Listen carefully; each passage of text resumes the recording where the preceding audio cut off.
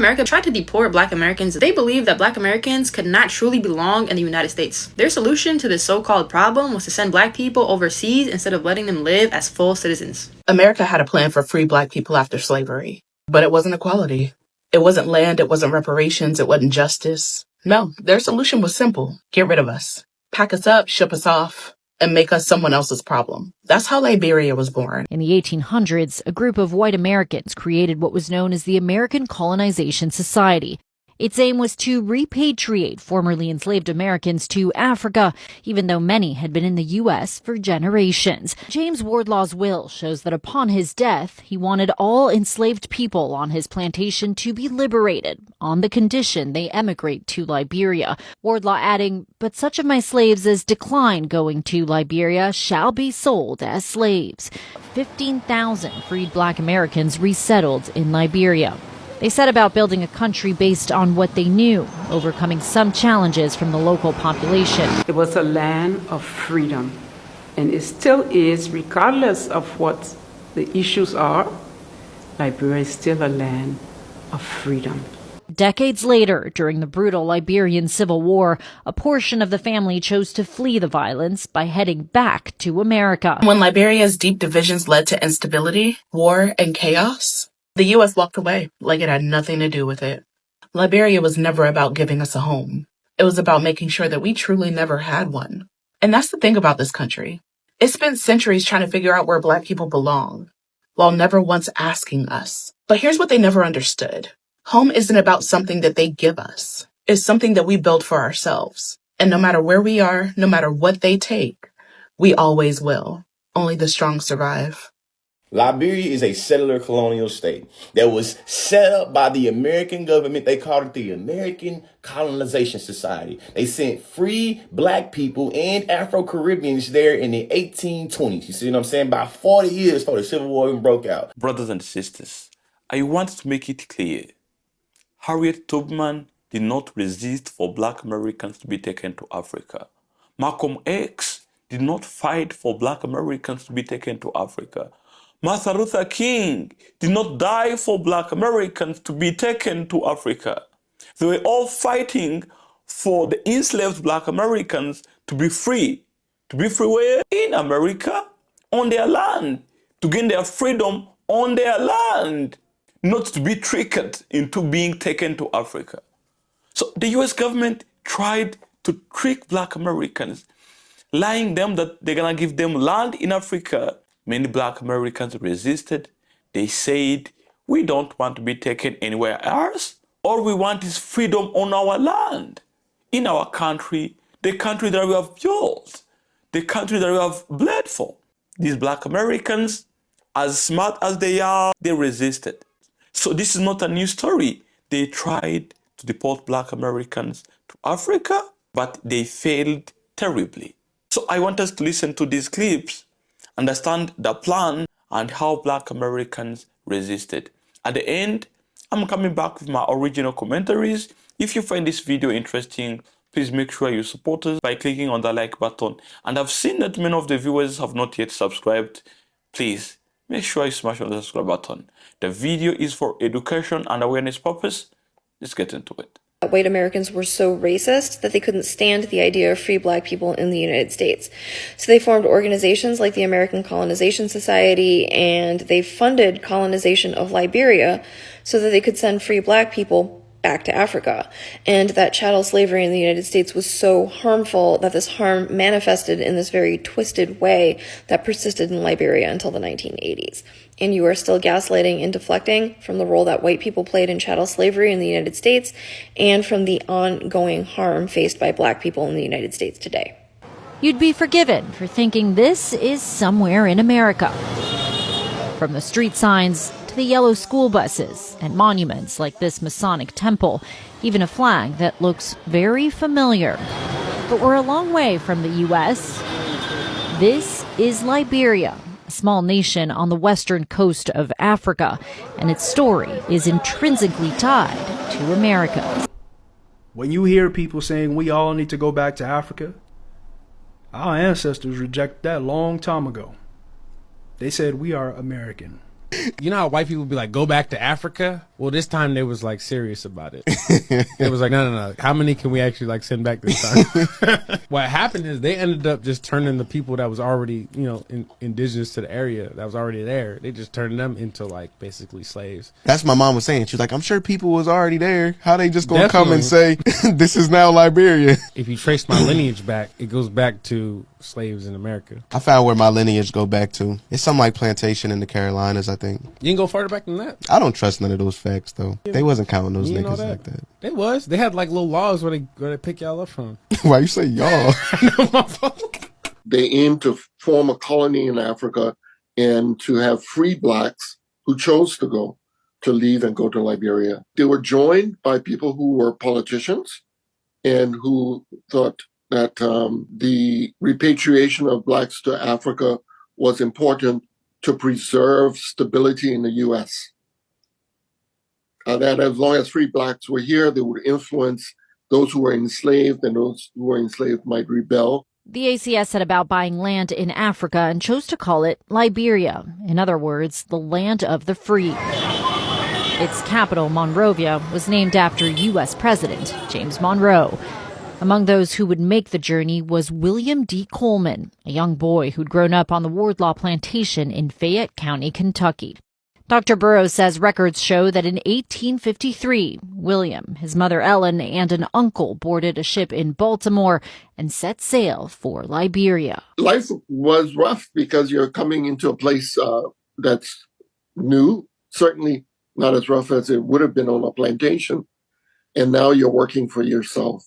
Eventually, the Colemans landed here in what was dubbed Kentucky in Africa, where relics of the past still stand to this day, and where we met up with some of Coleman's direct descendants. From the time they came in, they started patterning things after the United States.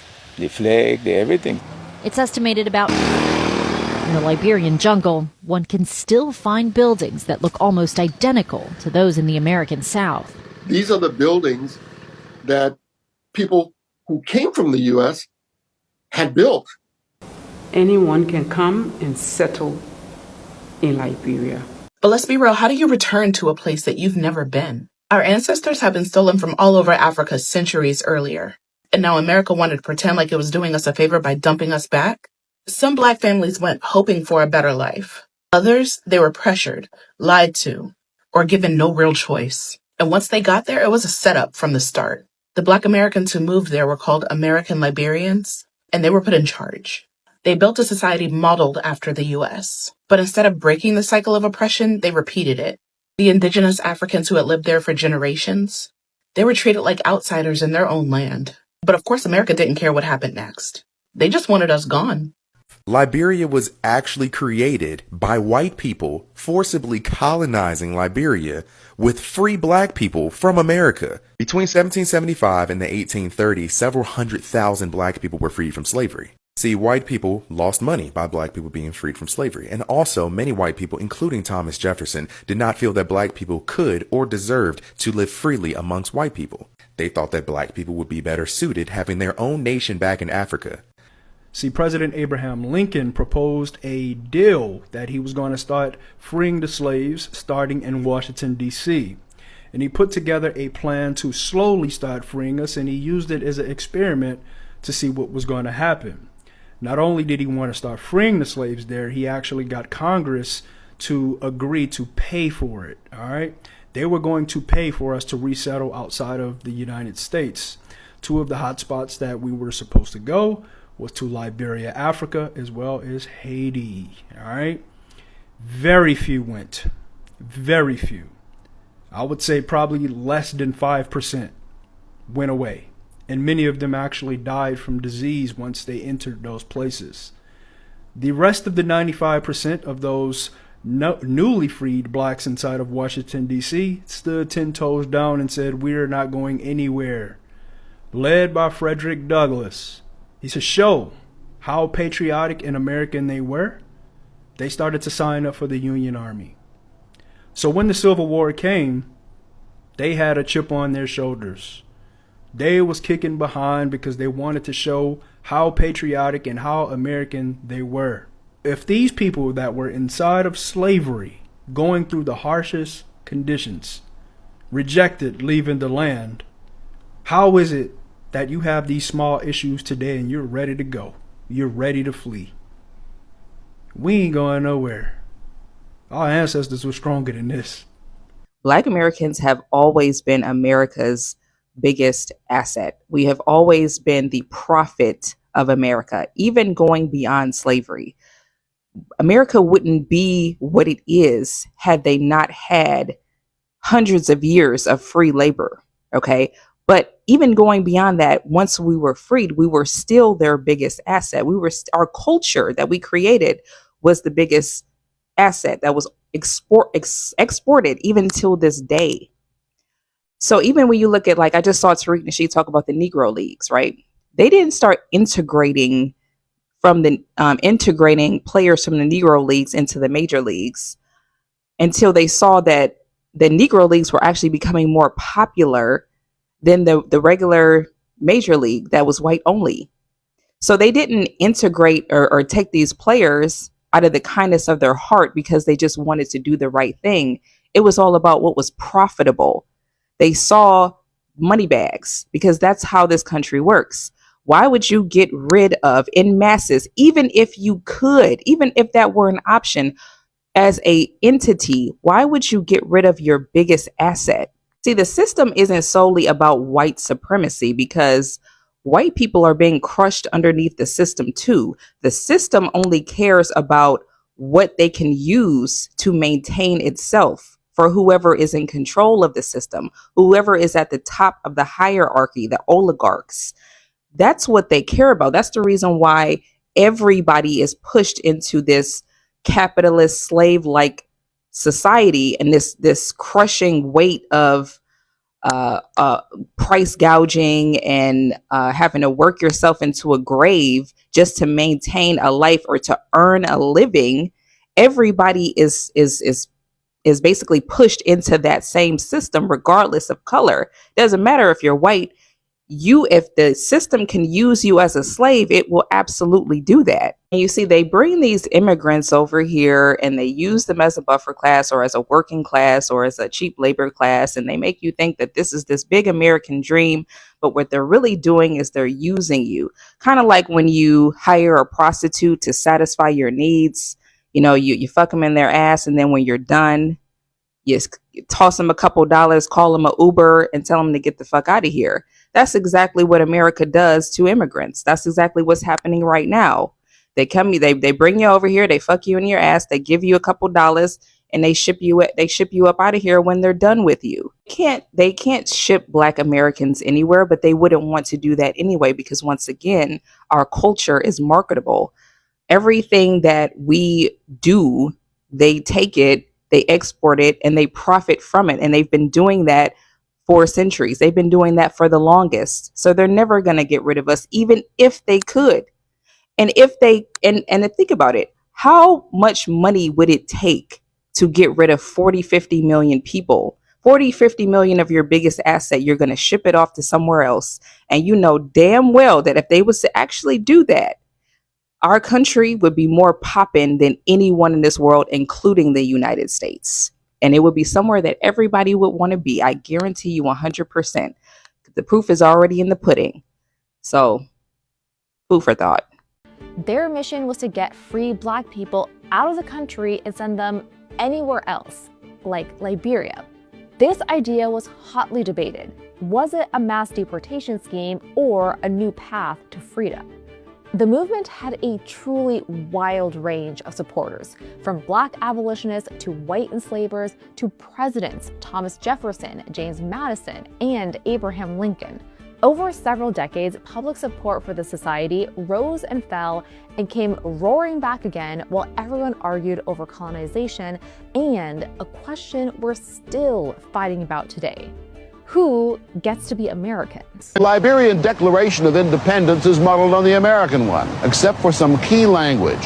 It states that Liberians were originally Americans. Today we're going to discuss the descendants of the indigenous American Indians, the so-called Black Americans, which are the Americo-Liberians. Yes, you heard that correctly. The people that you all claimed that Black Americans descended from actually descends from you, which is why Afro titles are made up and make no sense. Americo is the origin and correct prefix. Afro is a hairstyle. In 1816, the American Colonization Society was founded with the controversial and complex goal of settling free-born Black Americans, who have birthrights, mind you, to West Africa. The whites lied and said that it was to build a Christian civilization, when really it was a way to remove free Black people from American society, which also means there was no civilization in West Africa in 1816. Only the indigenous peoples, further proof that no one came from Africa to the Americas on slave ships. The capital city was first called Christopolis, which means City of Christ. It was renamed Monrovia in 1824 after U.S. President James Monroe. These colonies, established by the ACS, was governed by white American agents until 1841. Then, Joseph Jenkins Roberts, a freeborn Black man from Virginia, became the first non-white governor. The Americo-Liberians replicated a society modeled on the antebellum American South they had left, but with themselves as the ruling elite. The Black Americans established a government, which would be impossible if they were enslaved Africans. Black Americans created the style of dress, architecture, and even created the culture. A culture that set them apart from the indigenous African populations. On July 26, 1847, Liberia declared itself an independent republic, with Joseph Jenkins Roberts elected as its first president. Its constitution and flag were modeled on those of the United States. Liberia became the first independent republic in Africa, predating other African nations' independence by over a century. So again,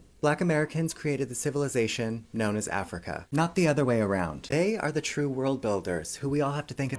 These men came from the highest levels of power. They were congressmen, clergymen, a Supreme Court justice, and apparently the lyricist of our national anthem, Francis Scott Key. The ACS founders were very concerned about the rising population of free Black people. Since shortly after the Revolutionary War, this population grew 215%, from 59,000 to 186,000. For comparison, the enslaved population had only increased by 70%, though it was much larger. Most free Black people had either bought their freedom, fought for it through military service, or escaped to the North where states had abolished slavery. The way to deal with this growing population, according to the ACS, was, quote, to promote and execute a plan for colonizing, with their consent, the free people of color residing in our country in Africa or such other places as Congress shall deem most expedient, end quote. The ACS pitched this to potential white members and it resonated across party lines. Even respected Black abolitionists like wealthy businessman James Forten and Minister Richard Allen offered their cautious support. However, ACS member support was subject to certain conditions. For example, abolitionists insisted that colonization could only happen with free Black people's consent, while enslavers made the society promise not to promote or even mention emancipation. Ultimately, there were three main things that united white ACS members. The first thing was a core belief. They believed that racial prejudice in white society was too deep to overcome. The members reasoned that their plan was benevolent. They were actually doing the best thing for Black people by sending them somewhere they could have equal rights. We'll get to what the majority of Black folks thought about that in a minute. The second was fear, although they feared different things. Enslavers were afraid that free Black people would inspire and help enslaved people to revolt, especially after notable insurrections organized by Gabriel Prosser and Denmark Vesey. Abolitionists, on the other hand, feared social disorder, something they thought would happen if Black and white society were integrated. The third and least controversial thing members agreed on was that colonization could resettle enslaved African people recovered from slave ships since the transatlantic slave trade was now illegal. However, they would send African people to a new colony and not the lands they were captured from. It was this last goal that also won the crucial support of the federal government. In 1819, President James Monroe, for whom Liberia's capital Monrovia is named, gave the society seed money to officially start a colony. For the next 47 years, 37% of ACS funding came from the government.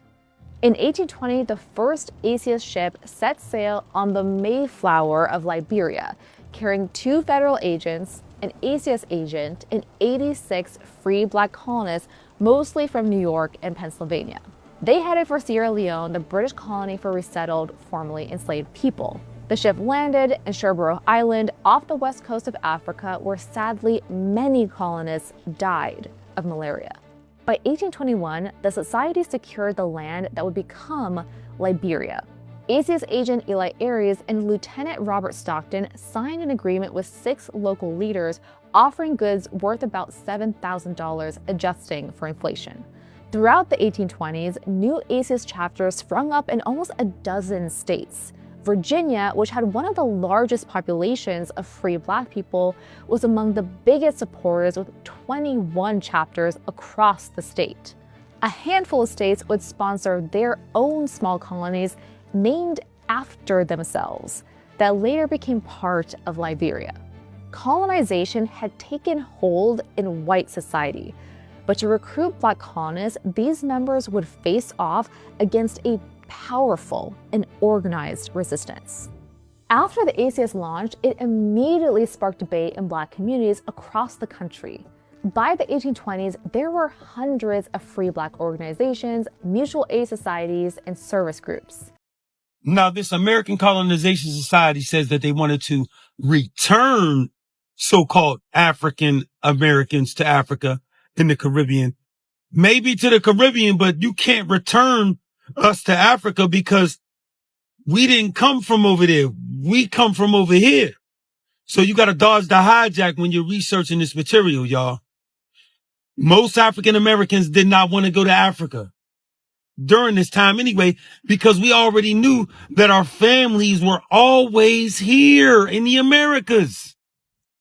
However, between 1822 and the American Civil War, close to 15,000 of us, so-called African Americans, the so-called blacks from the Americas now, they were granted independence by the United States government. Liberia was recognized in 1862, established by so-called black Americans. Again, this information is riveting for me, and it should be for most people, because we were taught that we come from Africa, right? But here, they were sending us to Africa as late as the late 1800s. So that proves to you we don't come from there. We was going over there to replenish that land, to populate that land, to settle that land. That's what we did. Again, this is the flag of Liberia, y'all, sometimes called the Lone Star. I thought that Texas was the Lone Star State. Again, this flag represents Liberia's founding by former so-called blacks, so-called slaves from the Americas. We have always been like this too. We've always ventured out from the Americas and established places all across the world. This is no different from what we've always done. Shout out to the She people, because that's who established everything around the earth. This person said under my video, Liberians are just African Americans who came to Africa.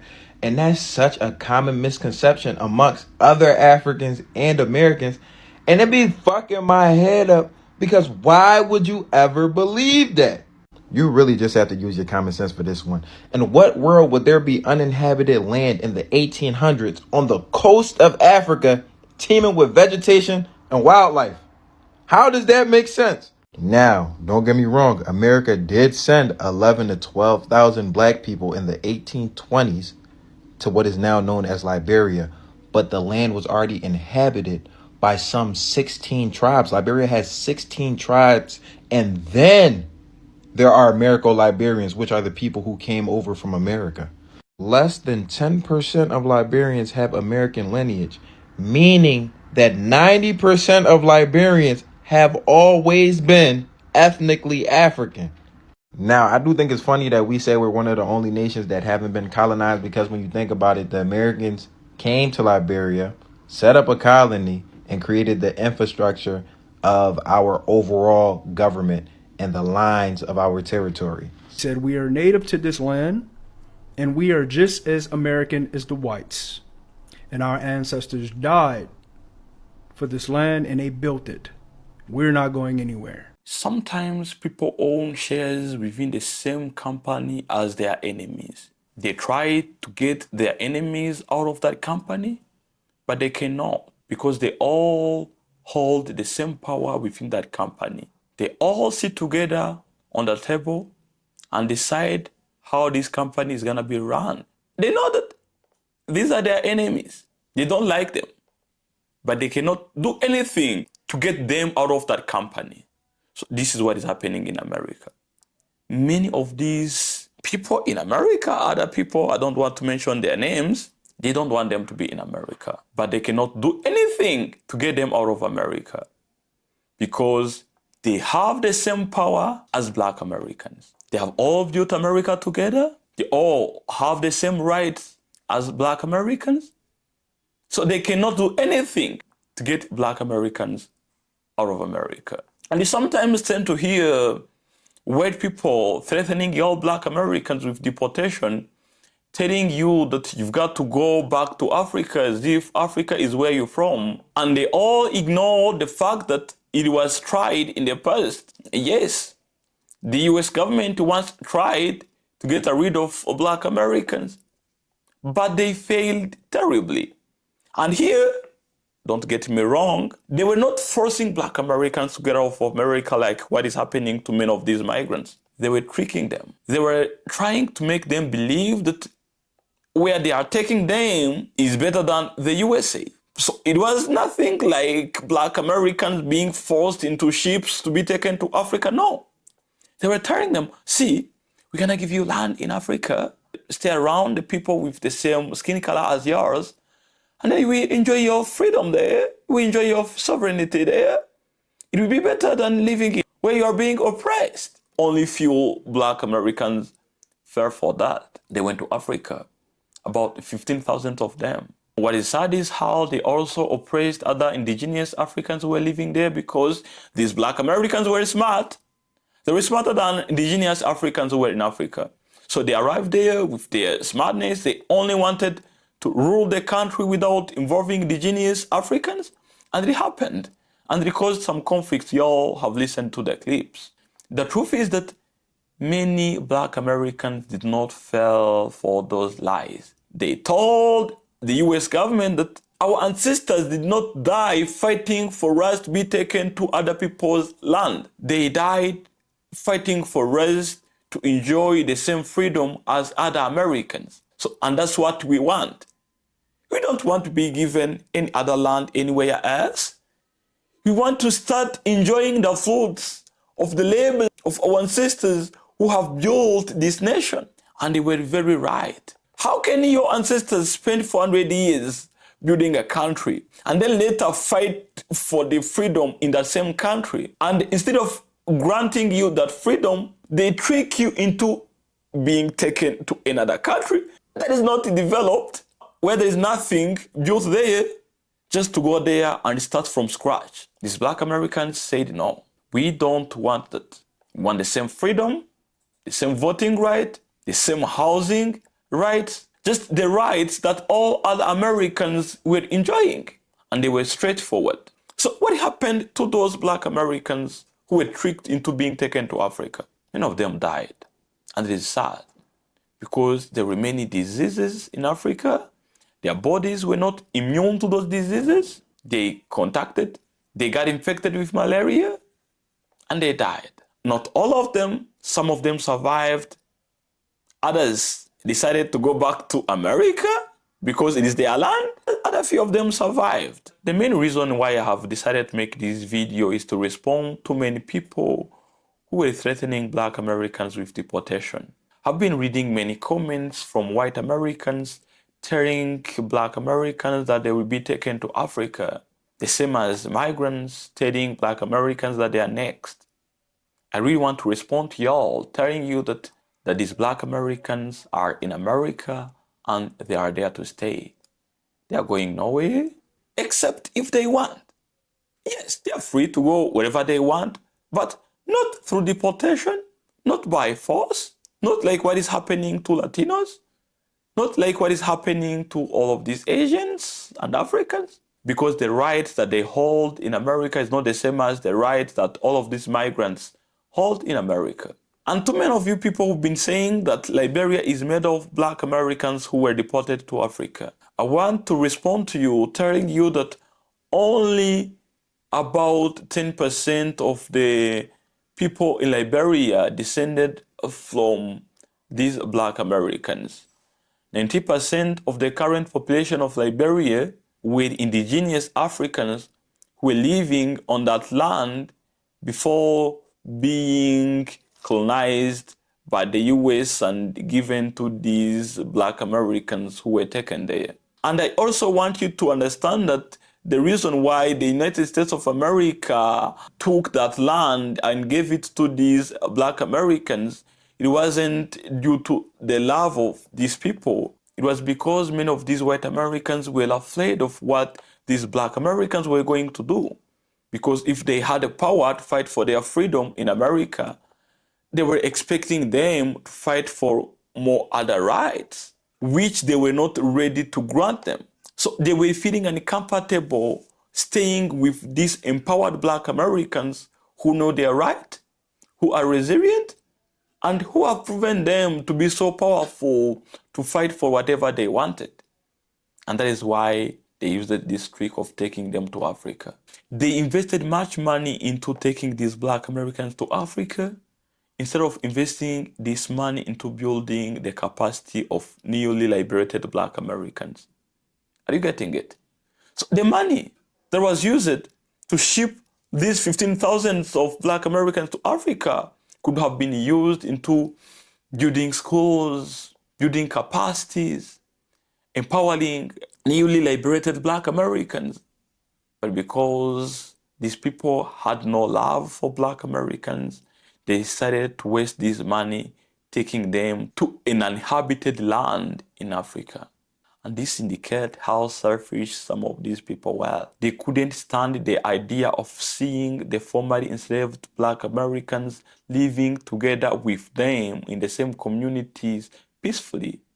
And all other policies that followed after the abolishment of slavery indicated that these people had no love for these foundational black Americans. They came up with segregation, they came up with Jim Crow laws, they came up with many other policies that made black Americans, brothers and sisters, to be left behind. Until today, there are a lot to be done for black Americans to catch up with other communities in America. And this is what I want the US government to work on. Because if these people were enslaved for 400 years, they deserve reparations so that they can at least try to catch up with other communities. So brothers and sisters, you've heard what happened, the plan, and how black Americans responded. I want you to drop your opinions down there in the comment section. And remember, we're here to educate and learn from each other. Mr. TA, your African brother, sending peace and love from Africa. Ciao.